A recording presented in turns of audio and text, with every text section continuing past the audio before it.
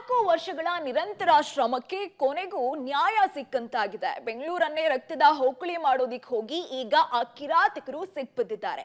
10 ದಿನಗಳ ಕಾಲ ಎನ್ಐಎ ಕಸ್ಟಡಿಗೆ ಈ ಕಿರಾತಕರನ್ನ ಪೊಲೀಸರು ತೆಗೆದುಕೊಂಡಿದ್ದಾರೆ.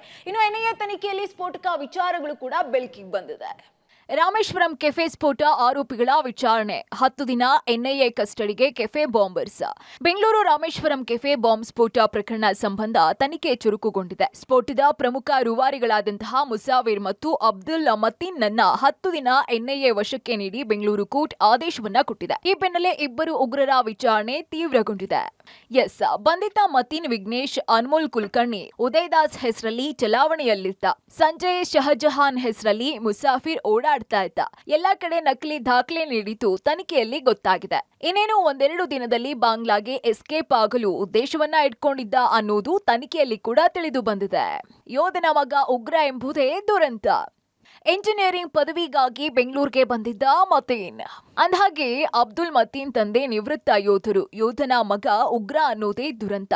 ಮತೀನ್ ತಂದೆ 22 ವರ್ಷ ಸೇನೆಯಲ್ಲಿ ಸೇವೆಯನ್ನ ಸಲ್ಲಿಸಿದ್ರು. ಎಂಜಿನಿಯರಿಂಗ್ ಪದವಿಗಾಗಿ ಬೆಂಗಳೂರಿಗೆ ಬಂದಿದ್ದಂತಹ ಮತೀನ್ಗೆ ಉಗ್ರರ ನಂಟು ಬೆಳೆದಿತ್ತು. ಪ್ರಾಥಮಿಕ ಪ್ರೌಢ ಶಿಕ್ಷಣವನ್ನ ತೀರ್ಥಹಳ್ಳಿಯಲ್ಲಿ ಪಡ್ಕೊಂಡಿದ್ದಂತಹ ಮತೀನ್ ಬೆಂಗಳೂರಿನಲ್ಲಿ ಇಂಜಿನಿಯರಿಂಗ್ ವಿದ್ಯಾಭ್ಯಾಸ ವೇಳೆ ಉಗ್ರರ ನಂಟು ಬೆಳೆಸಿಕೊಂಡಿದ್ದ.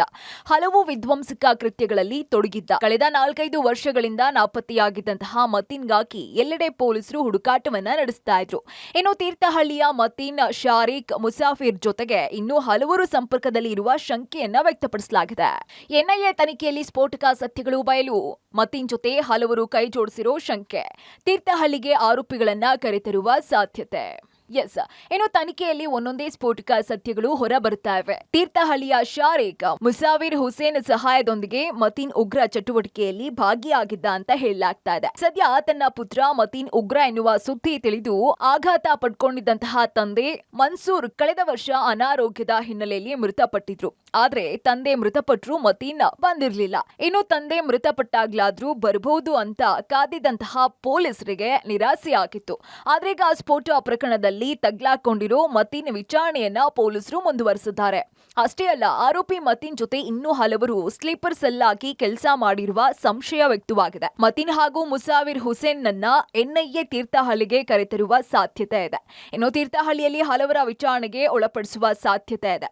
ಸದ್ಯ ನ್ಯಾಯಾಧೀಶರ ಮುಂದೆ ಹಾಜರುಪಡಿಸಿ ಮುಂದಿನ ವಿಚಾರಣೆಗಾಗಿ 10 ದಿನ ಪೊಲೀಸ್ ಕಸ್ಟಡಿಗೆ ಪಡ್ಕೊಳ್ಳಲಾಗ್ತಾ ಇದೆ. Muralidhar, crime bureau, public TV.